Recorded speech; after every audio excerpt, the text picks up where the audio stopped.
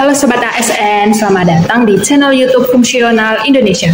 Di sini kita bakal bantu Sobat ASN mempersiapkan diri menghadapi seleksi P3K dan CPNS dengan pembahasan lengkap dan mudah dipahami. Sebelum lanjut, yuk like, komen, dan subscribe channel YouTube ini supaya Sobat ASN nggak ketinggalan video pembahasan lainnya dari kami. Nah, di video kali ini kita akan bahas soal-soal P3K dan CPNS untuk formasi jabatan penata kelola penanaman modal. Pembahasan ini bakalan penting banget karena bisa bantu Sobat ASN memahami pola soal dan fokus belajar di bagian yang tepat. Yuk langsung aja kita mulai pembahasannya. Soal yang pertama, Undang-Undang Nomor 25 Tahun 2007 tentang penanaman modal dalam konteks kepastian hukum dan perlakuan yang adil bagi penanaman modal. Undang-Undang Nomor 25 Tahun 2007 menekankan prinsip non-diskriminasi. Namun, prinsip ini dikecualikan pada kondisi tertentu. Dalam hal apa pengecualian terhadap asas perlakuan yang sama tersebut diperbolehkan? A. Dalam hal penanaman modal asing memiliki aset lebih dari 100 miliar. Yang B. Ketika investasi dilakukan di sektor pertanahan dan keamanan negara. Yang C. Jika penanaman modal tidak memiliki izin usaha tetap. D. Ketika investasi melebihi batas modal dasar yang ditentukan undang-undang, atau yang E, apabila penanaman modal berasal dari negara dengan hubungan diplomatik terbatas. Ya, jawabannya adalah yang B, karena Undang-Undang Nomor 25 Tahun 2007 memperbolehkan pengecualian asas perlakuan yang sama khususnya dalam sektor yang menyangkut pertahanan dan keamanan negara. Nah, jawaban yang A ini kurang tepat karena tidak ada ketentuan terkait nominal investasi sebagai dasar pengecualiannya. Sedangkan yang C ini salah karena tidak memiliki izin usaha adalah pelanggaran administratif, bukan dasar perlakuan diskriminatif.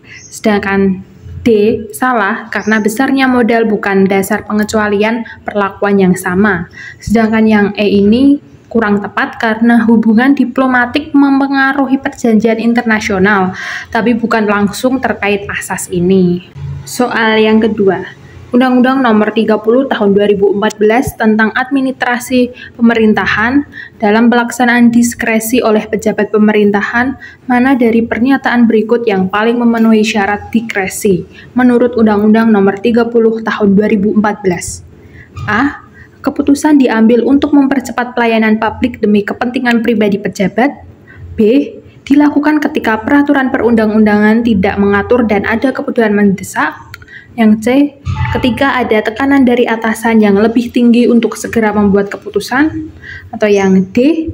Dilakukan sebagai bentuk loyalitas kepada pimpinan instansi. Atau yang E. Keputusan berdasarkan penafsiran pribadi terhadap peraturan yang ada. Kira-kira jawabannya apa nih teman-teman? Ya, jawabannya adalah yang B, karena diskresi diperbolehkan jika peraturan belum mengatur, ada kebutuhan mendesak, dan dilakukan demi kepentingan umum. Sedangkan yang A salah karena kepentingan pribadi bertentangan dengan prinsip diskresi. Sedangkan C karena tekanan dari atasan tidak menjadi dasar legal diskresi. Sedangkan yang D salah karena loyalitas tidak dapat mengesampingkan ketentuan hukum.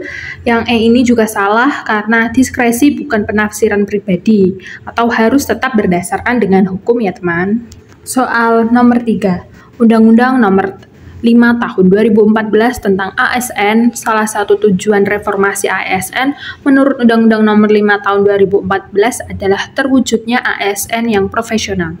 Ciri profesionalisme ASN berikut ini bukan termasuk indikator ASN yang profesional menurut undang-undang tersebut adalah A. Berintegrasi tinggi.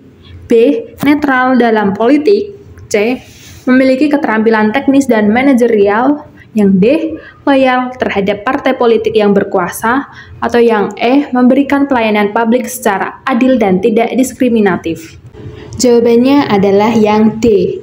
ASN harus netral, bukan loyal kepada partai politik. Hal ini jelas melanggar asas netralitas ASN. Dan jawaban A, B, C, dan E adalah indikator yang sahih menurut undang-undang untuk ASN yang profesional. Lanjut soal yang keempat ya teman-teman. Peraturan Pemerintah Nomor 49 Tahun 2018 tentang Manajemen P3K, menurut Peraturan Pemerintah Nomor 49 Tahun 2018 dalam sistem seleksi P3K, penilaian kompetensi dilakukan secara objektif. Salah satu bentuk penilaian kompetensi teknis adalah A. Wawancara terkait kesetiaan terhadap atasan. B. Tes kepribadian berbasis ideologi negara. C. Uji kemampuan dalam bidang kerja sesuai jabatan yang dilamar. D. Evaluasi oleh tim seleksi dari partai politik. E. Penilaian subjektif oleh pimpinan instansi. Jawaban yang benar adalah yang C, karena kompetensi teknis diukur berdasarkan bidang kerja, sesuai dengan kompetensi objektivitas dalam seleksi P3K. Sedangkan jawaban A, D, dan E tidak objektif dan tidak sesuai dengan prinsip merit. Sedangkan jawaban yang B, kepribadian berbasis ideologi terlalu luas dan tidak mencerminkan kompetensi teknis secara langsung. Soal terakhir nomor 5. Undang-Undang Nomor 40 Tahun 2007 tentang Perseroan Terbatas. Dalam struktur organisasi perseroan terbatas, manakah dari pernyataan berikut yang paling tepat menggambarkan relasi antara RUPS dan direksi? A. Direksi berhak mengesampingkan keputusan RUPS dalam keadaan mendesak. B. RUPS merupakan organ tertinggi dan dapat membatalkan keputusan direksi. C. Direksi tunduk pada komisaris, bukan pada RUPS. D. RUPS hanya bersifat simbolis dan tidak memiliki kekuatan hukum. E. Keputusan direksi mengikat RUPS apabila disetujui oleh pemegang saham mayoritas. Jawaban yang benar adalah yang B, karena RUPS adalah organ tertinggi dalam PT yang memiliki kewenangan membatalkan atau menyetujui keputusan direksi. Sedangkan jawaban A salah karena direksi tetap harus mempertanggungjawabkan semua tindakan kepada RUPS. Sedangkan C salah karena direksi tunduk pada RUPS secara struktural, meskipun diawasi oleh komisaris. Sedangkan D salah karena RUPS bukan simbolis, justru organ tertinggi. Yang E juga salah karena RUPS lah yang mengikat, bukan sebaliknya. Itu dia pembahasan soal-soal untuk formasi jabatan penata kelola penanaman modal. Semoga bisa jadi gambaran awal buat Sobat ASN yang sedang mempersiapkan diri untuk mengikuti seleksi P3K dan CPNS tahun ini.